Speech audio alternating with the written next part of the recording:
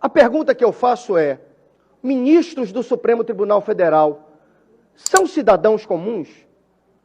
Ministros do Supremo Tribunal Federal têm CPF como eu tenho? Porque se a resposta for sim, é absurda a decisão do ministro Alexandre de Moraes, pelo alvedrio da sua caneta, barrar a ação de auditores fiscais da Receita Federal do Brasil. Eu tenho CPF, eu estou submetido à legislação nacional. Então, se o meu patrimônio apresentar alguma inconsistência, a Receita Federal, em algum momento, vai me fazer questionamentos. Mas se o patrimônio de um ministro do Supremo Tribunal Federal, ou de um familiar do ministro do Supremo Tribunal Federal, apresentar inconsistências, crescimento sem causa, esse ministro ou o parente desse ministro não está submetido à mesma legislação que eu estou? Esse ministro tem uma legislação solar, galáctica? Não é a legislação brasileira?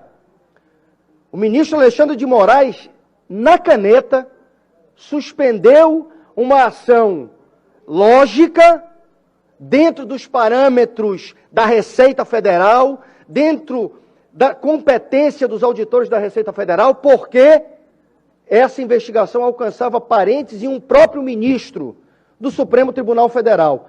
Que país é esse? Que país é esse? O ministro tem um CPF melhor que o meu? O parente do ministro tem um CPF melhor que o meu?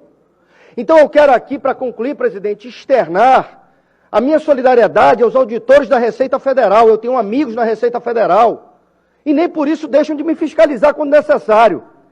Mas foi de um abuso, na minha opinião, foi exacerbada a decisão do ministro Alexandre de Moraes, que determinou, num inquérito interno do Supremo Tribunal Federal, a suspensão e a paralisação de todo e qualquer procedimento instaurado no âmbito da Receita que possa investigar ministros e os seus parentes.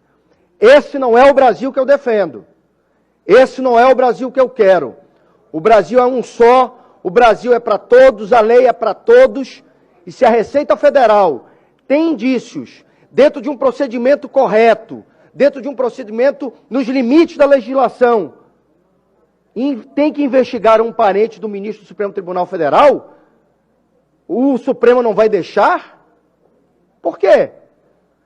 Então, eu concluo dizendo, o Brasil não merece esse tipo de comportamento. O Supremo Tribunal Federal não pode fazer daquela máxima popular, faço o que eu digo, mas não faço o que eu faço, a sua couraça de proteção.